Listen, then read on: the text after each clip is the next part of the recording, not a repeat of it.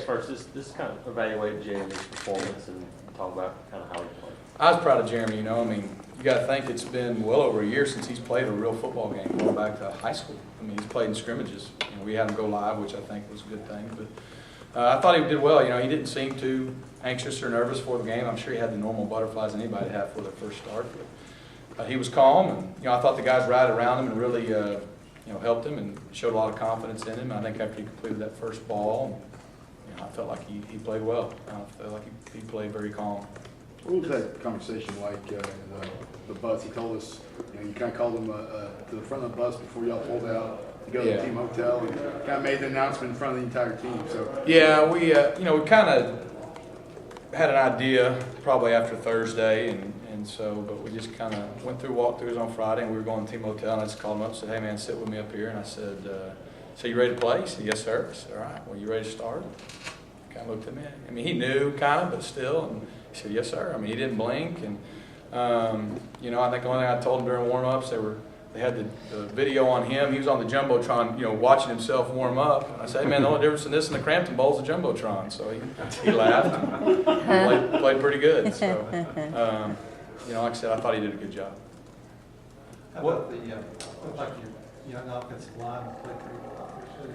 Yeah, I thought the line played well, and you know, it was good to get Avery in there. It was good to get Sean later in the game in there, and some of those other guys. You know, Jordan Diamond got reps, Devontae Danzy, Tunde. Yeah, I felt like when they were in there, they did a good job. We were able to keep running the football. So those reps are always valuable. You never know when someone's going to be called upon. You know, fortunately, we've been healthy up front so far, and kind of the skill positions where we've had to mix and match some guys the last few weeks, but it's always good to get all those guys those reps. where is Nick right now? Obviously, you know, Jeremy kind of said 80%. You didn't really hear. Where is he? Yeah. Did he practice today? He did. You know, probably going in the game, Nick was around 80%. We dressed him. He was available in an emergency role, but it was just one of those deals that if you can give him that extra week, it was good. He practiced tonight, full speed, you know, and he looked good. I wouldn't have known there was anything wrong with him. Of course, we were just in helmets, but I think he'll be ready to rock and roll Tuesday, and you know, we look forward to having him back. It should be good.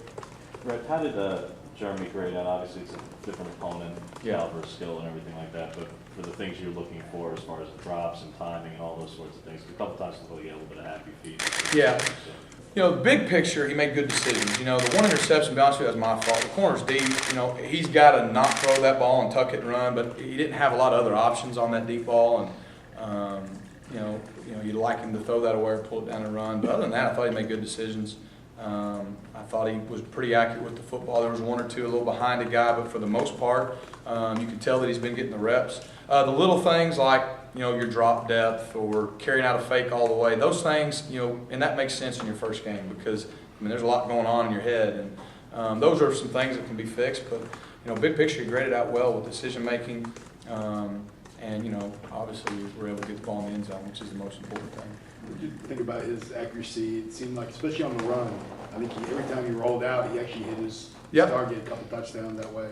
Yeah, it was a really good ball on the touchdown. The fourth down call was a sprint out. Like I said, I thought, you know, I thought he was pretty accurate. You know, the one deep ball early in the game slipped where he underthrew Ricardo, and then there was just a couple other. Maybe we were either hair off, the route was a hair off, but for the most part, I thought we had a high completion percentage. Like I said, he looked relaxed back there. It was good.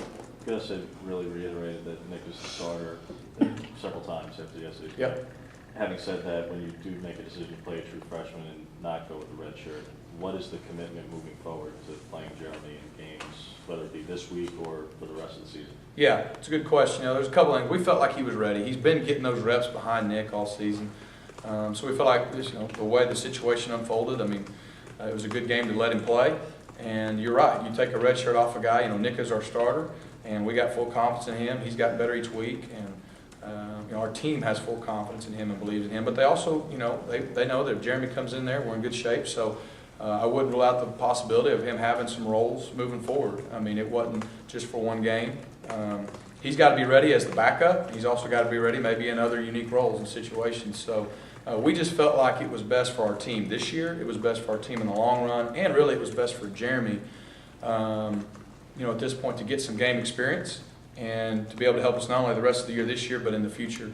And, you know, his first meaningful reps not be in College Station or somewhere else like that. When you say those special roles, are there going to be certain packages for him, and what are the roles that you envision him being called upon over Nick in game situations? Right now, I don't have a specific situation or role. It'd probably be game plan specific each week. At the same time, I do have full confidence that Nick and or Jeremy can both run our complete offense. I feel like Nick is obviously a very good runner. He has a strong arm. He's getting more and more accurate each week. And Jeremy can run too. I mean, it was just his first game. But I don't feel like we would have to change our offense either way with either guy in there. So as far as a specific role, I don't know. But like I said, Nick's our starter. But obviously, we'll not rule out Jeremy contributing each week. When it comes to Nick, I'm sure there's always that worry that maybe he'll be a little bit rusty if he does go out there and start. What did you have him do last week, and how important is it this week for that bruise? It's real important, to get the timing, because he didn't throw a ton. It was more about just getting him rested and getting him full speed. He was out there. He took every mental rep. He knew the game plan. He would have known what to do, other than he just hadn't done it throughout the week. So the good thing was tonight he got to go out there and take every rep, take every drop, make every throw. If we ran a read zone or anything like that, he was able to do all those things. So, I'd expect him to be able to get all the reps he needs this week, and with the specific game plan. So hopefully that'll help keep any rust away. So I feel good about that. I feel pretty good about CJ's chances of coming back this week. And yeah. How's it been at that tight end position? It's been a little short on numbers. It has been. I do feel good about CJ. I mean, CJ could have played last week. It was not full speed. Very similar, maybe to even Nick's situation. He dressed out and was available, but it was a deal. If we could keep him another couple days to get rested, we need him full strength the rest of the way. We'll be good. He practiced tonight. He'll be ready to go, and we feel good about that. How do you feel about the wide receiver team? Like you guys spread the ball around really well. Yeah, I thought some guys stepped up. I was proud of Melvin Ray. I mean, that's a young man who's worked extremely hard over the last 3 or 4 weeks in practice, and it doesn't show. And then you're really proud of a guy when it shows on the field. He made a couple big third down catches. I was probably when he caught a turn, got another 15 yards or so. Tony Stevens keeps coming on. It was good to see him score a touchdown. His reps are continuing to mount. Trevon Reed was a little more involved. Of course, we got the ball to Quan a little bit. So it was good to spread it around. That was our goal going in. We knew we were going to run the football, but we wanted to make plays in the passing game, and we were able to do that. So, how do you feel about the run game? Obviously, the 5'11" program history skyrocketing up the standings, statistically at least.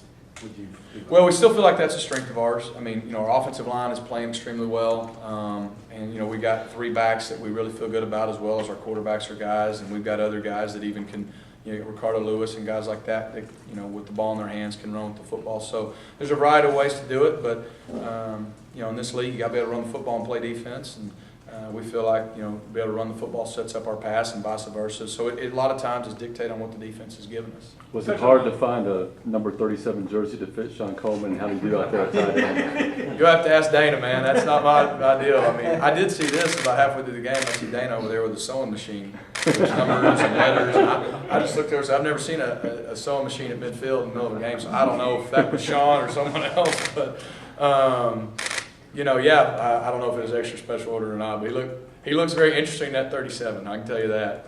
I know that other side's probably looking at that like, what's that avatar doing in 37? Can you touch on the line as a whole and just how important they are going into this weekend's game and just how important it is to kind of dominate up front? It's going to be really important. You're going on the road in a hostile environment, in a game where we need to be able to run the football, but that's no different than every week in our league. We've leaned on them from day one. Another thing they did, they gave great pass protection Saturday. We haven't had a lot of sacks, and a large part of that's not just due to getting rid of the ball and stuff. It's the line's giving our guys time. That's how you're able to throw the ball down the field. And Coach Grimes has done an excellent job, and those guys are getting better and better. And we've got guys now like Reese Dismukes and Chad Slade, now even Greg Robinson to a degree that are accumulating experience. Definitely Reese and Chad, you wouldn't consider them young guys, and now Greg probably not anymore either. And those other guys like Alex Kozan and Avery Young and Pat Miller and all those guys, they're really starting to get the reps too. And I think it's showing week to week we just get a little bit better, and that's positive. And how comfortable are you if Avery Young has to go again if for whatever reason Ryan is back? Yeah, very comfortable. It was good to get him the meaningful game experience too, because he gets those reps every week in practice. We really try to make sure our twos get enough reps, because you're one play away for every position from those guys having to play. But Avery's a very smart guy. He's a really athletic, though. He's very athletic, very gifted. And like I said, to get those reps and kind of get all that new out of the way, I thought was really good for him. And I got a lot of confidence in Avery. What do you One think more? about the going into it? Obviously, A&M can score a lot of points, Yeah. top in the league, one of the nation, top on top of the nation.